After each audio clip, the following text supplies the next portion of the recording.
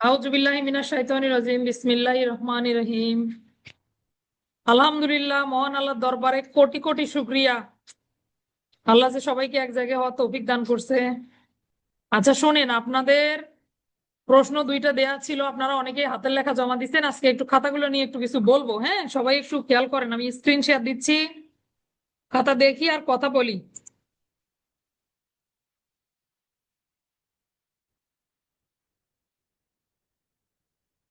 আচ্ছা, খাতাগুলো একটু আগে দেওয়ার চেষ্টা করবেন। কি করবেন? একটু আগে দেওয়ার চেষ্টা করবেন খাতাগুলো, কারণ দেখেন খাতাটা দেখতে তো একটু সময় লাগে। বলেন, আমি যে সবসময় ফ্রি থাকবো এমন না। আগে দিলে, এই যে ক্লাসের আগে যারা দিয়ে ফেলছেন তাদের অনেকের খাতা দেখতে পারিনি। সবার লেখা অনেক সুন্দর হয়েছে, অনেক সুন্দর হয়েছে। আমি প্রথমেই এত সুন্দর লেখা আপনাদের আশা করিনি। আলহামদুলিল্লাহ, অনেক তো অনেক ভালো লিখছেন।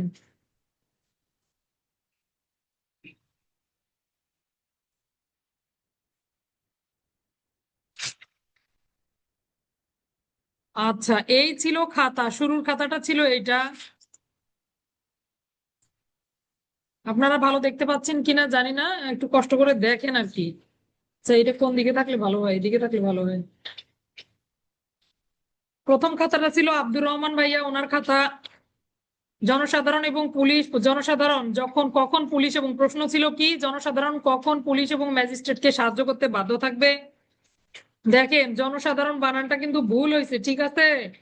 বানানগুলো কেন বানানের প্রতি যত্নশীল হতে বলি। এক একটা প্রশ্ন, আমি যতটুকু জানি পুলিশ হেডকোয়ার্টারে এক একটা প্রশ্ন যখন খাতাগুলো জমা দেয় এক একজন স্যার কাটে। তো সব স্যারই যে শুধু ধারার দিকে খেয়াল করবেন বা আপনার এই বানানগুলো দেখবেন না এমন না। বানানটা না দেখে ফেললে তখন তো বলবে যে বানানই ঠিক মতো লিখতে পারে না, সে কিভাবে আরো ভালো করবে ভাইয়া। একটা খারাপ ইমপ্রেশন তৈরি হবে আপনাকে নিয়ে। এই জন্য বানানের প্রতি অত্যন্ত যত্নশীল হতে হবে। কারোরই বানান ঠিক হয় নাই, দুই একজনের একটু বানান ঠিক হয়েছে, স্যার আমি দেখলাম না জনসাধারণ বানানটা কেউ ঠিক লিখছে। আচ্ছা যাক, এরপরে আসেন তাহলে। প্রশ্ন ছিল জনসাধারণ কখন পুলিশ এবং ম্যাজিস্ট্রেটকে সাহায্য করতে বাধ্য। সুন্দর লিখছে উনি। জনসাধারণ নিম্নলিখিত ক্ষেত্রে নির্বাহী ম্যাজিস্ট্রেট, জুডিশিয়াল ম্যাজিস্ট্রেট। ম্যাজিস্ট্রেট বলতে দুই ধরনের ম্যাজিস্ট্রেটকেই বোঝানো হয়েছে, অথবা পুলিশ অফিসারকে সাহায্য করতে বাধ্য থাকবেন নিম্নলিখিত ক্ষেত্রে কি কি। আসামি গ্রেপ্তার এবং পলায়ন প্রতিরোধে, গ্রেপ্তার বানানটা একটু ভুল হয়েছে। এবং জনসাধারণ পুলিশ এবং ম্যাজিস্ট্রেটকে সাহায্য করতে বাধ্য থাকবেন। এরপরে আসেন ফৌজদারি কার্যবিধির 42-এর ক, সরকারি জানমাল এবং শান্তি রক্ষার ক্ষেত্রে কোথাও কোনো শান্তিভঙ্গের আশঙ্কা দেখা দিলে, কোথাও কোনো শান্তিভঙ্গের আশঙ্কা দেখা দিলে তা প্রতিহত, এই যে প্রতি আর হত আপনি একসঙ্গে লিখে ফেলবেন, না হলে প্রতিটা এই পাশে নিয়ে চলে আসবেন। ওয়ার্ড যদি ভেঙে ফেলেন খারাপ লাগে দেখতে। এটা কিন্তু এখন নিয়মও নাই, কম্পিউটারে দেখবেন একটা অপশন আছে জাস্টিফাই, অর্থাৎ আপনার লেখাগুলো যেন সমান হয়। প্রতিহত একসাথে লিখতে হবে, লেখার চেষ্টা করবেন, না হলে ওইটুকু ফাঁকা দিয়ে দেন, এই পাশে লেখেন। প্রতিহত করার জন্য এখন থেকে প্র্যাকটিস করেন, হয়ে যাবে ইনশাল্লাহ, একদিনে তো হয় না। সরকারি বেসরকারি সম্পত্তি, যে কোনো সম্পত্তি ক্ষতির হাত থেকে রক্ষা করার জন্য জনসাধারণ ম্যাজিস্ট্রেটকে সাহায্য করতে পারবেন। এই পর্যন্ত আপনার প্রশ্নটা ওকে, এইটুকুই চেয়েছে আপনার কাছে, হ্যাঁ? এরপরে যদি আপনি অতিরিক্ত কিছু দিতে চান, যেমন ধরেন যদি সাহায্য না করে তাহলে তাদের দণ্ড, হ্যাঁ এটা দিবেন অবশ্যই ভালো। সেক্ষেত্রে এটা আপনাকে ধারার পরে লিখতে হবে, হ্যাঁ?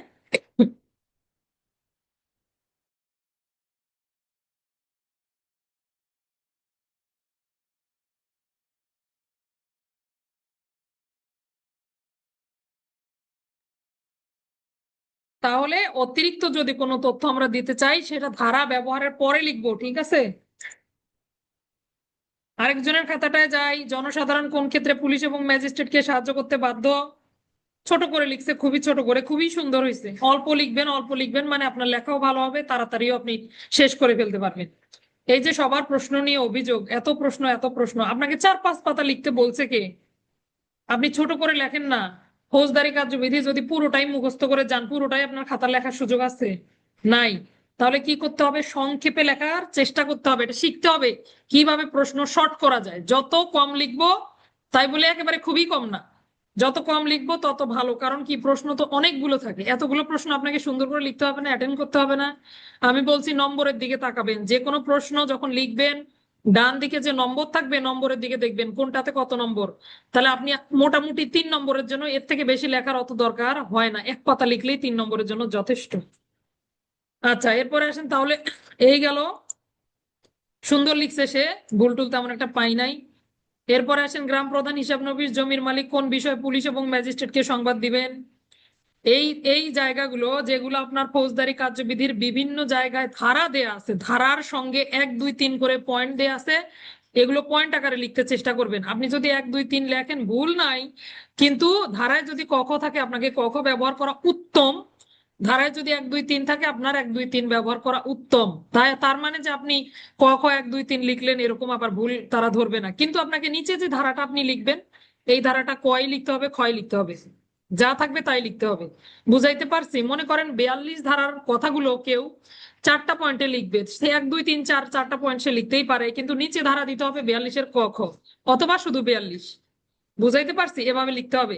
তাহলে আসেন, এটা কিন্তু পয়েন্ট আকারে লিখতে হবে, এমনিতে তার প্রশ্নে কোনো ভুল নাই, নম্বরও সে পাবে, কিন্তু অপেক্ষাকৃত হয়তো একটু কম নম্বর দিয়ে দিল। পয়েন্ট আকারে লিখলে খাতার সৌন্দর্য আরেক রকম হয়, প্যারা আকারে লিখলে খাতার সৌন্দর্য আরেক রকম হয়। এটাই যদি পয়েন্ট করে লিখতো সে, তাহলে 2 পাতা কভার করে ফেলতো। প্যারা আকারে লিখলে দেখেন লিখতেও হয় বেশি, আবার খাতাটা অত সুন্দরও লাগে না। এই জন্য সেলিনা, এটা তোমার খাতা, খেয়াল করবা, হ্যাঁ, ইনশাল্লাহ। আচ্ছা, কার কথা বলছিলাম লেখায় ভাষাগত সমস্যা আছে? কোন খাতাটার কথা বলছিলাম? এই খাতাটার কথা বলছিলাম। আচ্ছা হ্যাঁ, 45 ধারা পয়েন্ট করে লিখতে হবে। আমি আসলে মেসেজ গুলো দেখতে পাচ্ছি না, এই ইয়ার যন্ত্রণা এই। ও আচ্ছা আচ্ছা, এই খাতাটা নিয়ে বলছিলাম লেখায় একটু ভাষাগত সমস্যা আছে, হ্যাঁ ভালো কথা। সেলিনা দেখো একটা বিষয়, এটা তোমার খাতা না? প্রশ্নকর্তারা প্রশ্ন করবে সব সময় কোন কোন কি কি কে কেন কিভাবে, ডাব্লিউএস কোশ্চেন থাকবে তাদের। আর আমরা উত্তর লেখার সময় লিখবো যেভাবে, যে যে উপায়ে, নিম্নে, এই যে দেয়া হলো এরকম। তাহলে তুমি যে গ্রাম প্রধান, হিসাব নবিশ, জমির মালিক এগুলো লিখছো, কোন কোন বিষয়ে পুলিশ এবং ম্যাজিস্ট্রেটকে সাহায্য করবে নিম্নে আলোচনা করা হলো না? তাহলে কোন কোন বিষয় হলে প্রশ্ন থেকে যায়, তার নিচে তুমি এভাবে ইয়া দিতে পারো না। তাহলে নিম্নলিখিত বিষয়ে পুলিশ এবং ম্যাজিস্ট্রেটকে সংবাদ দিবেন, অথবা যে সকল বিষয়ে পুলিশ এবং ম্যাজিস্ট্রেটকে সংবাদ দিবেন। তাহলে এইভাবে কিন্তু লিখতে হবে। কোন কোন লিখলে কি বোঝায়? প্রশ্ন বোঝায়, তাহলে এভাবে আমরা লিখবো না, তাই না? যেহেতু সুন্দর ভাষা আছে, লেখার সুযোগ আছে, তাহলে লিখবো গ্রাম প্রধান, হিসাব নবিশ, জমির মালিক নিম্নলিখিত বিষয়ে পুলিশ এবং ম্যাজিস্ট্রেটকে সংবাদ দিয়ে সাহায্য করবেন। এখানে তো তুমি সংবাদ দিয়ে সাহায্য করবেন লিখলাই, তাহলে আর তোমার ভেতরে সংবাদ দিয়ে সাহায্য করবেন দরকার নেই, যে এই বিষয়ে বলতেছি। এটা আরেকটা খাতা দেখলে পরিষ্কার হয়ে যাবে। জনসাধারণ কোন ক্ষেত্রে পুলিশ এবং ম্যাজিস্ট্রেটকে সাহায্য করতে বাধ্য? নিম্নলিখিত ক্ষেত্রে। এই যে দেখেন কত সংক্ষেপে লিখছে, রাবেয়া স্যারের খাতাটা অনেক সুন্দর হয়েছে। জনসাধারণ নিম্নলিখিত ক্ষেত্রে পুলিশ এবং ম্যাজিস্ট্রেটকে সাহায্য করতে বাধ্য। আপনারা যদি লিখিত পরীক্ষা পর্যন্ত যান ইনশাল্লাহ আপনাদের ভালো হবে। আমি যেভাবে বলতেছি এগুলো যদি ফলো করেন খুবই ভালো করবেন। আচ্ছা, গ্রেপ্তার করতে বা পলায়ন প্রতিরোধে শেষ। এই যে করতে, সাহায্য করতে বাধ্য, এই কথাটার অতিরিক্ত লেখার কোনো প্রয়োজন আছে? গ্রেপ্তার কার্যকর করতে বা পলায়ন প্রতিরোধে অথবা প্রতিরোধ করতে, ওকে, এইটুকুই তো আপনার হয়ে যাচ্ছে। আপনি কি বুঝাইতে পারছেন ভাষাটা? ওকে। তাহলে আপনাকে এত বড় লিখে তো আপনার সময় নষ্ট করার কোনো প্রয়োজন নাই। সবাই বলে যে স্যার খাতা লিখি সময় আটে না, কেন? আপনার 2 ঘন্টা সময় আপনি যাতে লিখতে পারেন সেভাবেই আপনাকে প্রশ্নগুলো উত্তর করতে হবে। অনেকেই আছে কি করতে পারে নাই, দেখেন অনেকেই আছে কভার করতে পারে নাই, টাইম অনুযায়ী খাতাটা কভার, কেন কভার হবে না? ছোট করে লেখেন, একই লেখা আপনারা বিভিন্ন খাতাটা দেখেন, কোন খাতায় অল্পতেই সুন্দর করে ফেলছে, কোন জায়গায় আপনি বোঝেন নাই, সবগুলাতে মনের ভাব প্রকাশ হয়েছে কিনা। তাহলে আপনি যদি আমাকে বুঝাতে পারেন তাহলে তো অল্প কথাই যথেষ্ট, এত কথার দরকার কি? পরীক্ষার খাতা তো, এখানে তো টাইমের ব্যাপার, এখানে আপনি চাইলেই রচনা লিখতে পারবেন না। কোন ব্যক্তির গ্রেপ্তার করতে, পলায়ন প্রতিরোধে, শান্তিভঙ্গের আশঙ্কা প্রতিরোধে অথবা সরকারি সম্পত্তি ক্ষতির প্রচেষ্টা প্রতিরোধে। সুন্দর, খুবই সুন্দর। 42 ধারা, এরপরে গ্রাম প্রধান, হিসাব নবিশ কোন কোন সংবাদ দিবেন। এই দেখেন মাত্র 6টা পয়েন্ট দিছে, এই পাতায় 2টা পয়েন্ট, ওই পাতায় 4টা পয়েন্ট, হয়ে গেছে, শেষ। কতটুকু লাগে খাতা, কত সময় লাগে লিখতে? আচ্ছা সুন্দর হয়েছে, এই খাতাগুলো দেখছি এই জন্য এত বেশি ডিটেলসে গেলাম না। এটা হচ্ছে নুসরাত স্যারের খাতা, একটু বলি। জনসাধারণ যে সকল কাজে পুলিশ এবং ম্যাজিস্ট্রেটকে সাহায্য করতে বাধ্য তা নিম্নে আলোচনা করা হলো। আপনি 2 লাইন লিখছেন, এই কথাটাই সে 1 লাইনে লিখে ফেলছে। জনসাধারণ নিম্নলিখিত ক্ষেত্রে পুলিশ এবং ম্যাজিস্ট্রেটকে সাহায্য করতে বাধ্য। যত কম ভাষায় যত সুন্দর করে লেখা যায়। আচ্ছা, এরপরে আপনি লিখছেন 42-এর ক, খুবই সুন্দর হয়েছে। আপনার প্রশ্নটা কিরকম হয়েছে জানেন? আপনার প্রশ্নটা সবগুলো ধারা পড়ার পরে সারমর্ম, তখন আমরা এভাবে লিখতে পারবো, হ্যাঁ। তবে দেখেন কয়েকটা জায়গায় আমি একটু দাগ দিচ্ছি, সেটা বলি। 42-এর ক খ আপনি লিখলেন, লেখার পরে দেখেন 3 নম্বর পয়েন্টটা, আদালতের আদেশে আইনসঙ্গত পরোয়ানা কার্যকর করতে। তাহলে আপনি 42-এর কয়ে যে লিখছেন গ্রেপ্তার কার্যকর করার ক্ষেত্রে, এটা কি আর পরোয়ানা কার্যকর করার কথা কি বলেন? একই কথা। তাহলে এগুলো আমরা একটা খেয়াল করব। একই ভাষা আপনি 2বার কেন লিখবেন শুধু শুধু অযথা? যেখানে গ্রেপ্তার কার্যকর করা, ওয়ারেন্ট তামিল করা সেম কথা কি না, আপনি আমাকে বলেন। হ্যাঁ, একটা হতে পারে বিনা পরোয়ানায় গ্রেপ্তার আর একটা পরোয়ানা মূলে, এটা তো। কিন্তু অতিরিক্ত এগুলো তথ্য দেওয়ার আপনার প্রয়োজন নাই, আমরা খুব অল্প লিখবো। হ্যাঁ, তাহলে আপনি শুধু লিখবেন এখানে কি গ্রেপ্তার কার্যকর করতে অথবা পলায়ন প্রতিরোধে, গেল এই দুইটা লাইন দিয়ে, মানে দুইটা ওয়ার্ড দিয়ে কাজ শেষ। এরপরে তাহলে 3 নম্বর পয়েন্ট আপনার না দিলেও চলতো। এরপরে আসেন এই যে আমলযোগ্য অপরাধের সংবাদ প্রদানের মাধ্যমে, এটা ওকে আছে, এটা আপনি 45 ধারা দিতে পারেন, 44 ধারা দিতে পারেন। কোন স্থানে তল্লাশি পরোয়ানা তামিল করলেও সেটাও এক প্রকারের পরোয়ানার মধ্যেই পড়ে তল্লাশি পরোয়ানা তামিলের ক্ষেত্রে। এই যে আপনি যখন 42 ধারাটা পড়বেন, 42 ধারার শুরুতে দেখেন লেখা আছে পুলিশ অফিসার এবং ম্যাজিস্ট্রেট যদি যুক্তিসঙ্গত সাহায্য দাবি করে, এই পরোয়ানা তামিল গুলো সব ওই কথার মধ্যে কভার করে। যুক্তিসঙ্গত যে কোনো চাইলে সাহায্য করতে বাধ্য। আপনি এখন তল্লাশিতে ডাকেন, সুরুতালে ডাকেন, আর যে কোনো কাজেই ডাকেন না কেন, তাহলে যুক্তিসঙ্গত সাহায্য দাবি করলে অবশ্যই সাহায্য করতে বাধ্য। এই কথার মধ্যেই সবগুলো চলে গেছে। হ্যাঁ, তারপরও আপনি এগুলো লিখতে পারেন যদি প্রশ্নে 5 নম্বর থাকে। বুঝাইতে পারছি? যদি 3 নম্বর থাকে 42 ধারা এনাফ, আপনাকে এখানে আর কিছু লিখতে হবে না। আপনি লিখতে পারেন সংশ্লিষ্ট এই ধারা মোতাবেক বিভিন্ন সময় পুলিশ অফিসার তদন্ত সহ অন্যান্য কাজে ডাকলেও, যুক্তিসঙ্গত সাহায্য দাবি করলেও, ম্যাজিস্ট্রেট ডাকলেও তারা সাহায্য করতে বাধ্য। তখন আপনি সংশ্লিষ্ট ধারাগুলো দিয়ে একটা ছোট্ট নোট দিলেন, শেষ। 3 নম্বরের প্রশ্ন আপনি এত কেন লিখবেন বলেন? আচ্ছা, এরপরে নম্বর তো আর 3-এর বাইরে যাবে না, আপনাকে 3-এর কমেই দিবে। আপনি যতই লেখেন 3-এর বেশি তো পাচ্ছেন না, এই জন্য সবসময় আমরা নম্বরটা খেয়াল করব। প্রথম লিখছেন জন্য এরকম আর কি বেশি হয়ে গেছে। আচ্ছা, যাক, ঠিক আছে। তবে প্রশ্ন কিন্তু সুন্দর হয়েছে। যদি এই প্রশ্নে 5 নম্বর দেয় তখন আপনার প্রশ্ন আবার একদম পারফেক্ট। বুঝাইতে পারছি কথাগুলো? সবগুলো রিসিভ করেন সুন্দর করে। আচ্ছা, তাহলে আসেন 103-এর 2 এর পরে, মামলা তদন্তকারী কর্মকর্তাকে সাহায্য করবেন অস্বাভাবিক মৃত্যু, অপমৃত্যু, শ্রোতাল রিপোর্ট প্রস্তুত করার ক্ষেত্রে সাহায্য করবেন। ঠিক আছে, সবই ঠিক আছে। দাঙ্গা হাঙ্গামা বেআইনি সমাবেশ, এই কথাটার পাশে আমি ক্রস দিয়ে দিছিলাম কেন? দাঙ্গা হাঙ্গামা 42 দ্বারা কভার করছেন আপনার, শান্তি ভঙ্গের আশঙ্কা প্রতিরোধে মানেই কিন্তু দাঙ্গা হাঙ্গামা দমনে। হ্যাঁ, তাহলে এখানে আপনি 127-28 দিতে পারেন, কিন্তু 127-28 কিন্তু পুলিশ অফিসার দাঙ্গা দমন করে। কি কাজ করবে, কিভাবে দমন করবে, সেগুলোর পদ্ধতি মূলত 42 ধারার ভেতরেই এই কথাটা বলা আছে। এই জন্য 7 নম্বর পয়েন্টের পাশে ক্রস, 3 নম্বরটার পাশে ক্রস দিয়েছিলাম তো হয়নি, যাই হোক। 8 নম্বরটা আসেন পুলিশ প্রবিধান 32-এর খ বিধি অনুযায়ী অপরাধ দমন এবং অপরাধী খুঁজে বের করার কাজে। হ্যাঁ, এগুলো লিখতে পারেন। প্রবিধানের আলোচনা অনেক সুন্দর। প্রবিধান যদি আপনার প্রশ্ন যখন আপনি হাতে পাবেন দেখবেন লেখা আছে আইন ও বিধির ব্যবহারিক জ্ঞান, মানে আপনাকে আইন তো লিখতেই হবে, পাশাপাশি প্রবিধান জানা থাকলে আপনার প্রশ্নটা শতভাগ সুন্দর হয়ে গেল। তার মানে যতগুলো প্রবিধান যতগুলো ধারার সঙ্গে যায় এগুলো কিন্তু ব্যবহার করতে হবে। আচ্ছা, এই গেল প্রবিধান দিচ্ছেন, খুবই সুন্দর হয়েছে। প্রশ্নানুসারে এই সকল ক্ষেত্রে জনসাধারণ পুলিশ এবং ম্যাজিস্ট্রেটকে সাহায্য করবেন, যদি সাহায্য না করেন তাহলে 176 এবং 87 ধারা মোতাবেক দণ্ডিত হবেন। হ্যাঁ, একটা তথ্য দিয়ে একটা হলো কি সরাসরি সাহায্য, তাদের বিরুদ্ধে নন এফআইআর প্রসিকিউশন দাখিল করা যাবে। এত কিছু লিখবো না আমরা, দণ্ড পর্যন্তই যথেষ্ট। এত লেখার সময় পাবেন না পরীক্ষার হলে। আপনারা তো কয়েকদিন আগে পরীক্ষা দিলেন, এত লেখার সময় থাকে বলেন, নিজেরাই বলেন। আচ্ছা, পরের প্রশ্নটা দেখি, কোন কোন ক্ষেত্রে গ্রাম প্রধান, হিসাব নবিশ, জমির মালিক, পুলিশ অফিসার, ম্যাজিস্ট্রেটকে সংবাদ দিবেন? তাহলে এখানে কয়টা পয়েন্ট আছে? এখানে আরো 2টা পয়েন্ট দিলে তাহলে ঠিকঠাক ছিল। ছোট ছোট করে লিখবেন, এত বড় লিখবো না, ছোট করে লিখবো। কিন্তু আপনার লেখা সুন্দর হয়েছে, মার্শাল্লাহ। ঠিক আছে, প্রথমবার লিখতেছেন দেখে ঠিক আছে। ও আচ্ছা, পরে তো পয়েন্ট দিয়েছেন তাই না? ঠিক আছে, এগুলো আমি পড়ে দেখছি, সবগুলা পড়ে পড়ে দেখছি, বুঝতে পারছেন? এই জন্য আর বেশি ডিটেলস আলোচনায় যাচ্ছি না। শুধু ভুলগুলো কোথায় কি, জনসাধারণ কোন কোন ক্ষেত্রে পুলিশ এবং ম্যাজিস্ট্রেটকে সাহায্য করবেন, 42-এর ক খ। সুন্দর হইছে।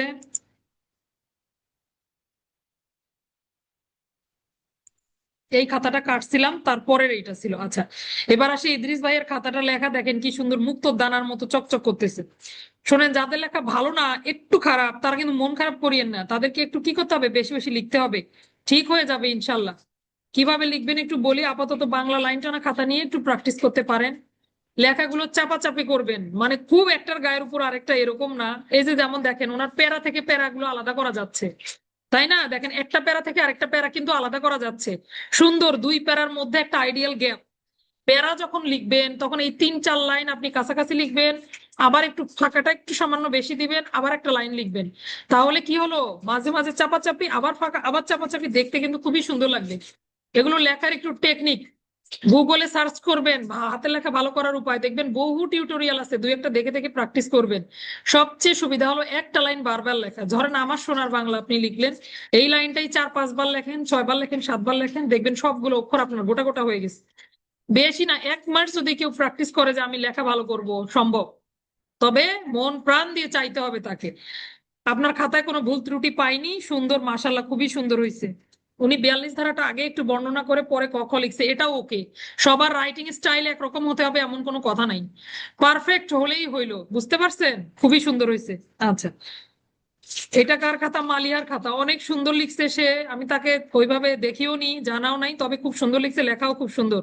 তো যাদের লেখা সুন্দর তাদের জন্য বোনাস, আমি বলছি তাদের জন্য বোনাস। সুন্দর লেখা ভালো ইমপ্রেশন তৈরি করবে আপনার সম্পর্কে, কিন্তু আপনাকে পড়ালেখা ভালোভাবে করতে হবে। তো পড়লেনি না ঠিক মতো লিখবেন কি বলেন? এই জন্য যদি পড়ালেখায় ভালো হয়, আবার যদি তার লেখাও ভালো হয়, তাহলে সে কি সব দিক দিয়ে এগিয়ে থাকলো। এই জন্য যাদের লেখা ভালো তারা আরো বেশি বেশি পড়েন, আর তাদেরকে টেক্কা দেওয়ার জন্য যাদের লেখা খারাপ তারা আরো দ্বিগুণ তিনগুণ হারে পড়ে। কম্পিটিশন থাকতে হবে, বুঝতে পারছেন? আচ্ছা, এরপরে এরপরে যাই। সব ঠিকঠাক আছে, আল্লাহর রহম, ভালোই হয়েছে, সুন্দর হয়েছে। কোথায় হারিয়ে গেল?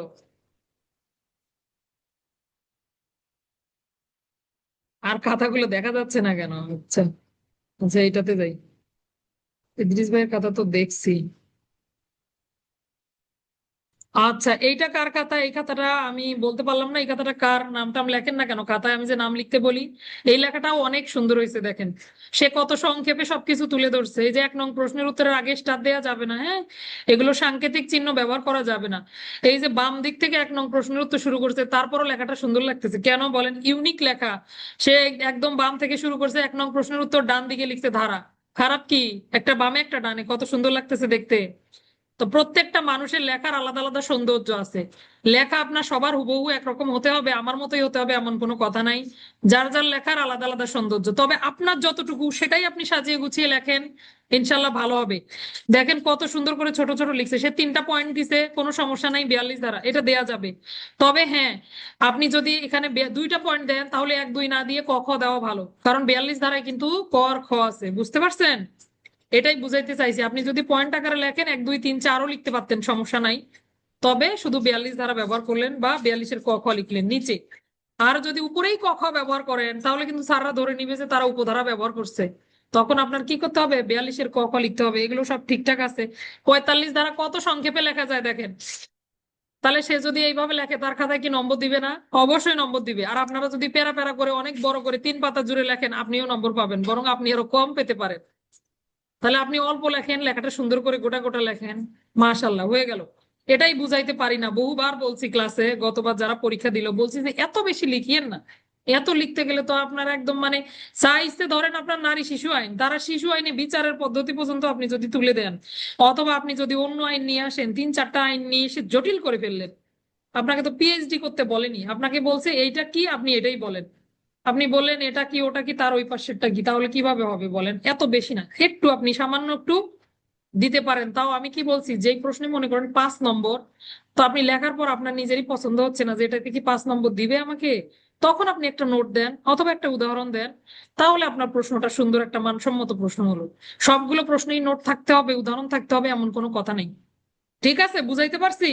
তবে হ্যাঁ, এখন যেহেতু আপনি একটা নোট খাতা তৈরি করতেছেন, এখন আপনি লিখবেন, কোনো সমস্যা নাই। পরীক্ষার খাতায় এগুলো অতিরিক্ত তথ্য ব্যবহার করা পরিহার করব আমরা। আচ্ছা, এটা কার খাতা? নীলুফা স্যারের খাতা। আচ্ছা, যাই হোক, সুন্দর লিখছে। এই যে ক খ এইভাবে যদি দেন তাহলে ক খ আপনাকে ধারার মতো করেই উইদিন ব্র্যাকেটের মধ্যে রাখতে হবে। ঠিক আছে, ঠিক আছে, নোটটাও সুন্দর হয়েছে, খুবই সুন্দর হয়েছে। আচ্ছা, এরপরে আসি পরের পরের প্রশ্নটা। উনিও অনেক সুন্দর লিখছে, ছোট করে লিখছে দেখেন, অল্পতেই। তবে প্রত্যেক লাইনে লাইনে সংবাদ দিবেন, সংবাদ দিবেন, এভাবে লেখার কোনো দরকার নাই।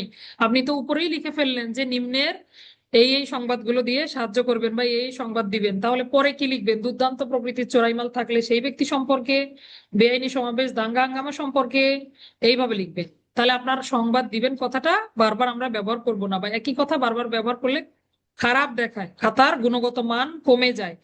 ঠিক আছে, এই ছোট ছোট ভুল ত্রুটি, এছাড়া এমনি কোনো বড় সড়ো ভুল হয়নি। আপনাদের সব খাতা দেখছি আমি, অনেক সুন্দর। আচ্ছা, এই যে মুক্তার খাতাগুলো, তোমরা খাতাগুলো পরে দেওয়াতে আমি আর এগুলো দেখার সময় পাইনি, হ্যাঁ। একটু আগে দেওয়ার চেষ্টা করবা, 7টার মধ্যে খাতা দেওয়া কমপ্লিট হবে, তাহলে আমি দেখে ফেলতে পারি। মুক্তার লেখাও অনেক সুন্দর, ক্যামেরার জন্য এটা দেখা যাচ্ছে না, অনেক সুন্দর লেখা, মার্শাল্লাহ। জনসাধারণ কোন কোন ক্ষেত্রে পুলিশ অফিসার এবং ম্যাজিস্ট্রেটকে সাহায্য করতে বাধ্য? আচ্ছা, উত্তরটা এভাবে না লিখে 1 নং প্রশ্নের উত্তর দিও, তাহলে ভালো হবে দেখতে। তুমি কি শুনতেছো কিনা আমি জানি না, আচ্ছা পরে শুনে নিও যদি না দেখতে পাও। তাহলে উত্তরটা আমরা এভাবে সরাসরি উত্তর না লিখে একটু উপরে লিখলাম 1 নং প্রশ্নের উত্তর। শুরুটা একটু সুন্দর হলো, তাই না? এভাবে লিখলে যে ভুল তা না, তবে ওইভাবে লিখলে একটু ভালো লাগে দেখতে। 42 ধারা, আচ্ছা কোন কোন ব্যক্তিকে গ্রেপ্তার করে। আচ্ছা আমি দেখতে পাচ্ছি না, হ্যাঁ আমি দেখতে পাচ্ছি না, আমি একটু মোবাইলটা দেখে দেখে বলি।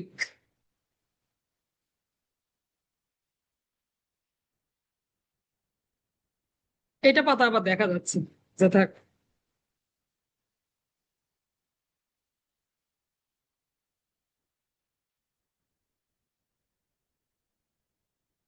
জনসাধারণ, পুলিশ এবং ম্যাজিস্ট্রেটকে কোন কোন ক্ষেত্রে কোন কোন ক্ষেত্রে লিখবা না লিখবা, যে যে ক্ষেত্রে সাহায্য করতে বাধ্য বা নিম্নলিখিত ক্ষেত্রে সাহায্য করতে বাধ্য। কোন ব্যক্তিকে গ্রেপ্তার কার্যকর করতে, পলায়ন প্রতিরোধে, এরপরে শান্তি ভঙ্গের আশঙ্কা, শান্তি ভঙ্গ প্রতিরোধে, রেলপথ কালপথ, হ্যাঁ সব ঠিক আছে। শাস্তিও সুন্দর করে লিখতে দেখেন, শাস্তি 187, তাতেই বোঝা গেছে যে এই কাজগুলো না করলে তার শাস্তি 187 ধারায় হবে। তাহলে দেখেন অল্প কথায় কিভাবে বোঝানো যায়, দেখছেন? এরপরের প্রশ্ন, গ্রাম প্রধান, হিসাব নবিশ, জমির মালিক, নিম্নলিখিত সংবাদ দিবেন। এত বড় করে লিখো না, আর এই যে ঘর ঘর দিব না আমরা, হ্যাঁ 1 2 3 পয়েন্ট লিখলে বাম পাশে আর সুন্দর ওভাবে ডিজাইন করা যাবে না খাতায়। পরীক্ষার খাতায় কোনো ডিজাইন থাকবে না, শুধু ক খ গ ঘ এভাবে আমরা লিখবো। আচ্ছা,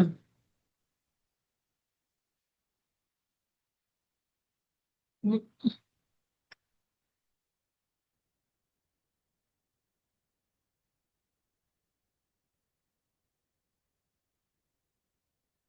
এরপরে যাই, পরের পাতাটাতে যাই, পরের পাতাটা।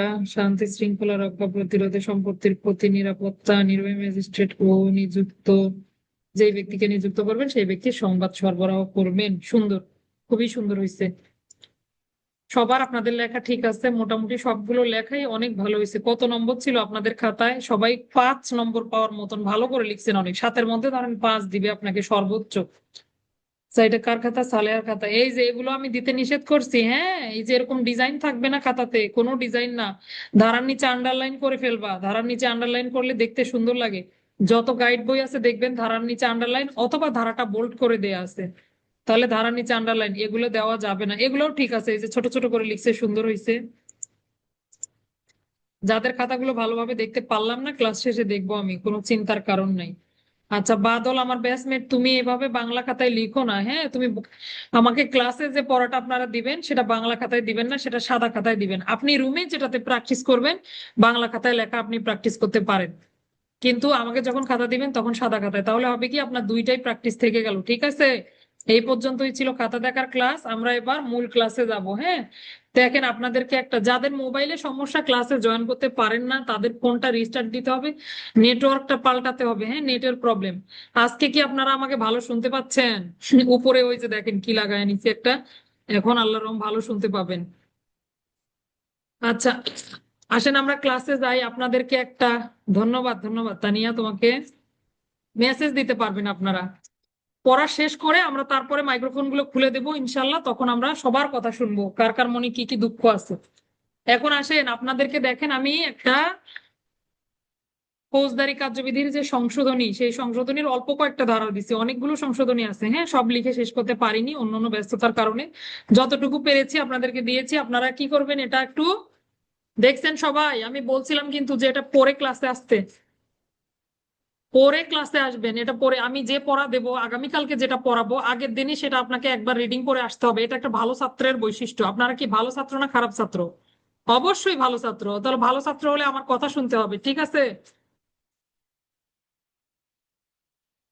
আচ্ছা আসেন আমরা একটু ক্লাসের শেষে গত ক্লাসের পড়ায় যাব। হ্যাঁ তার আগে আমরা একটু নতুন পড়া নেই। গত ক্লাসে আমরা কতদূর পর্যন্ত পড়েছিলাম? ফৌজদারি কার্যবিধি 46 ধারা পর্যন্ত পড়েছিলাম। আচ্ছা 46 ধারা পর্যন্ত পড়েছিলাম, আমরা আজকে কোথায় যাব? 46-এর এ। এইবার আসেন, অনেকের প্রশ্ন যে স্যার 46-এর এ লিখবো নাকি 46-এর ক লিখবো, তাই না? এটা নিয়ে কিন্তু অনেকের জিজ্ঞাসা। এবার আমি বলি, আপনি যদি 46 লেখেন তাহলে কি এ লেখাটা যৌক্তিক? একটা বাংলা একটা ইংরেজি লেখা যায়? তাহলে আপনাকে লিখতে হবে কি 46-এর ক। দেখেন ফৌজদারি কার্যবিধির বিভিন্ন ধারা সংশোধনী আছে না? আহ বিভিন্ন ধারা সংশোধনী না, আমি দুঃখিত, আসলে কথাটা হলো ফৌজদারি কার্যবিধির বিভিন্ন উপধারা আছে আপনারা দেখবেন, অথবা নতুন ধারা কিন্তু সংযোগ, মানে অন্য কোনো ধারা আছে। যেমন 173, 173-এর ক, অথবা এরকম ক অন্য ধারা আসছে। আপনারা যখন অন্য অধ্যায়গুলো দেখবে তখন যেমন 265-র ক থেকে 265-র ঠ দেখেন, দায়রা আদালতের বিচার 23 অধ্যায়ে আছে। তাহলে যেখানে বইয়েই 265-র ক থেকে ঠ আছে, আপনার তাহলে ক খ লিখতে ভয় কিসের? শোনেন, যখন আইনগুলো প্রণয়ন হয় তখন আইনগুলো ইংরেজিতে হয়, তাই না? আপনাদেরকে ফৌজদারির ইতিহাস বললাম না? তাহলে যখন আইনগুলো প্রণয়ন হয়েছে তখন ইংরেজিতে, পরে এগুলো বাংলা ভার্সন করা হয়েছে। তো এবার যখন সংশোধনী এলো তখনও কিন্তু ইংরেজিতেই এসেছে, পরে এগুলো কি করা হয়েছে, বাংলা করা হয়েছে। তাহলে বাংলা, আপনি বাংলা লিখতে পারবেন, কোনো সমস্যা নেই। তবে 46-এর এ লেখা যাবে না। হয় আপনাকে 46 এ লিখতে হবে, অথবা আপনাকে 46-এর ক লিখতে হবে। বুঝাইতে পারছি? এরপর যেন এই বিষয়ে কিছু জিজ্ঞাসা করেন না। পরিষ্কার? তাহলে আমরা কি লিখবো? হয় দুটোই বাংলা, না হলে দুটোই ইংরেজি, দুইটাই ওকে, কোনো সমস্যা নাই। আচ্ছা, এবার আমরা 46-এর ক ধারায় যাব। আমি কিন্তু কই পড়াই, বাংলাই পড়াই, বাংলা পড়াতেই স্বাচ্ছন্দ্য বোধ করি। এবার আসেন 46-এর ক ধারা। গত ক্লাসে আমরা 46 পর্যন্ত পড়েছি। আপনাদের যে বইয়ে এই 46-এর ক এগুলো নাই, তারা আপাতত যেটা দিলাম এটা একটু যেভাবে হোক প্রিন্ট করে, ছোট্ট করে প্রিন্ট করে বইয়ের মাঝখানে লাগিয়ে ফেলবেন আঠা দিয়ে। তাহলে পরের বার আপনাকে আর এই শীট খুঁজে খুঁজে রুমে আপনি খুঁজে পাবেন না, মোবাইলে খুঁজে পাবেন না। যে তথ্যগুলো আমি দেই এগুলো প্রিন্ট করে, ছোট আকারে প্রিন্ট করে বইয়ের মাঝখানে মাঝখানে লাগিয়ে নেওয়ার চেষ্টা করবেন। তাহলে হবে কি, পরে আপনি এটা দ্রুত বই দেখেই পড়ে ফেলতে পারবেন। যে বই পড়বেন সেটার সঙ্গে সেটা অতিরিক্ত বিষয়গুলো থাকবে। হ্যাঁ, আমি কিন্তু এভাবে বইয়ের মাঝখানে আঠা দিয়ে দিয়ে লাগাই, তাহলে সুবিধা। যদিও আর কি এখনো সময় পাইনি। তো যাক, আসেন আমরা তাহলে যাই 46-এর ক ধারায়। 46-এর ক ধারা কি বলে দেখেন, এগুলো কিন্তু গ্রেপ্তারকৃত ব্যক্তির আইনগত অধিকারের মধ্যে পড়ে। গ্রেপ্তার কালে পুলিশ কর্মকর্তা বা অন্য যে কোনো ব্যক্তি, কেন অন্য যে কোনো ব্যক্তি? অন্য যে কোনো ব্যক্তি বলছে, গ্রেপ্তার কালে পুলিশ কর্মকর্তা বা আমরা দেখছি না 43 ধারে অন্য ব্যক্তি গ্রেপ্তার কার্যকর করতে পারে। সর্বনাশ করছে। আচ্ছা, মিটিংটা চলে গেলে আপনারা প্লিজ আরেকবার একটু জয়েন করবেন। হ্যাঁ, আরেকটা লিঙ্ক দেবো, সেই লিঙ্কে জয়েন করবেন। নতুন বইগুলো থেকে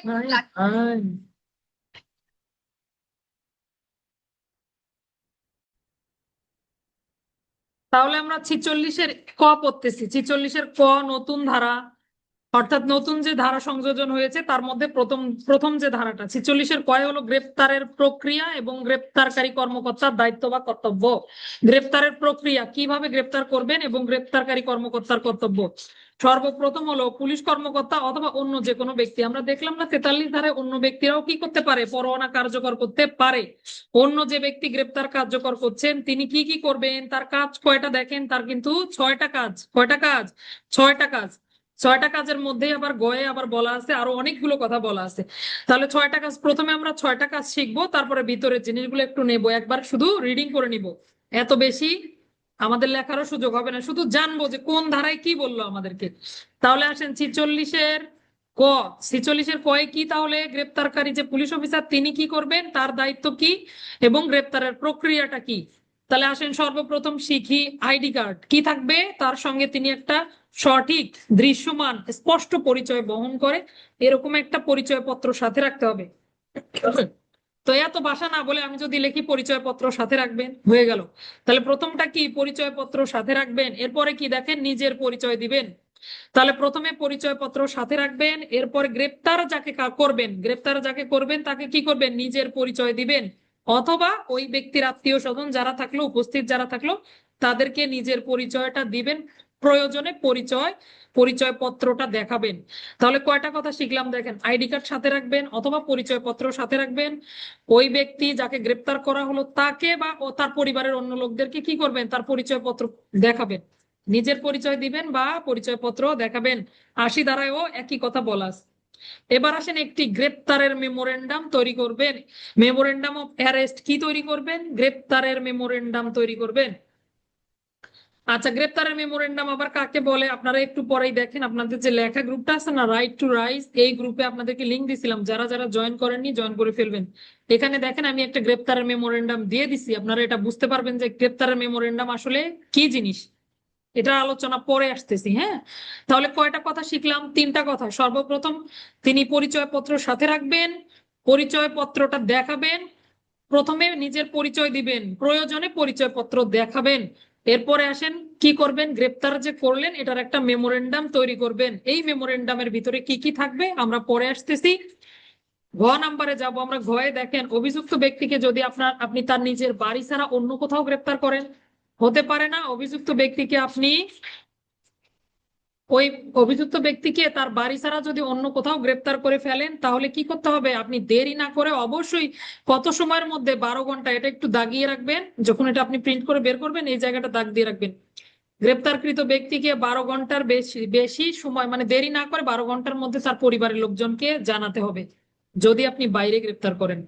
আচ্ছা, তাহলে সবসময় যে সে বাড়ি থেকেই গ্রেপ্তার হবে এমন তো না। আপনি যেখানেই তাকে গ্রেপ্তার করেন না কেন, তার বন্ধু বান্ধব, আত্মীয় স্বজন, পরিবারের সদস্য যত দ্রুত সম্ভব গ্রেপ্তারের সময় থেকে, এই সময়টা কাউন্ট হবে কখন থেকে, আপনি থানা হাজতে নিয়ে আসবেন তারপরে না, গ্রেপ্তারের সময় থেকে 12 ঘন্টার বেশি দেরি না করে তাকে জানাতে হবে।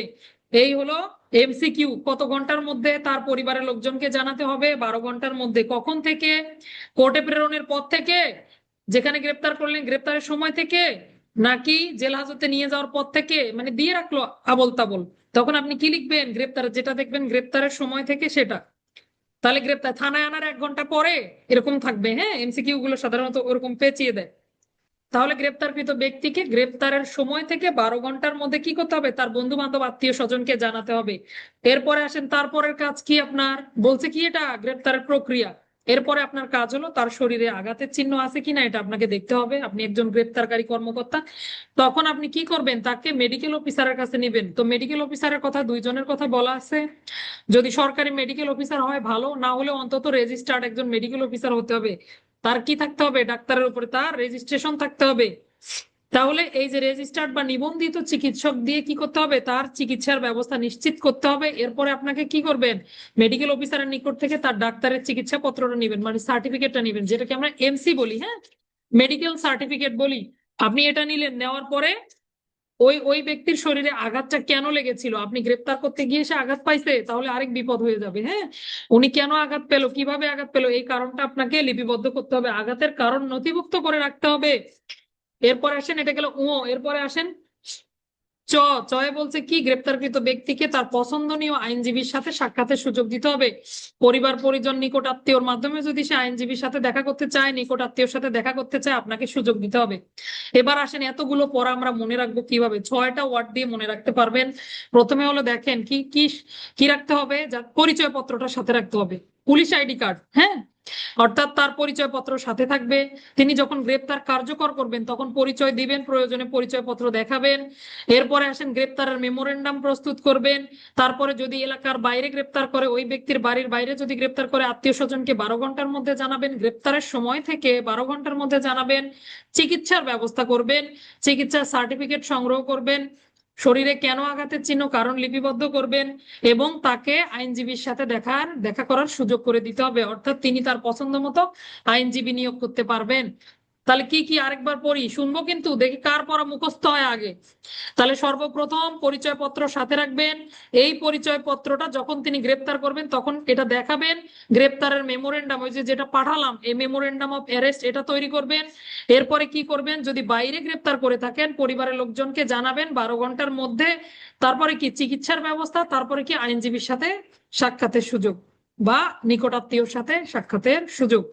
তাহলে আইডি কার্ড নিয়ে দুইটা কথা, একটা আইডি কার্ড সাথে রাখবেন, আইডি কার্ড দেখাবেন দরকার হলে, পরিচয় দিবেন, না হলে আইডি কার্ডটা দেখাতে হবে প্রয়োজনে। এরপরে কি,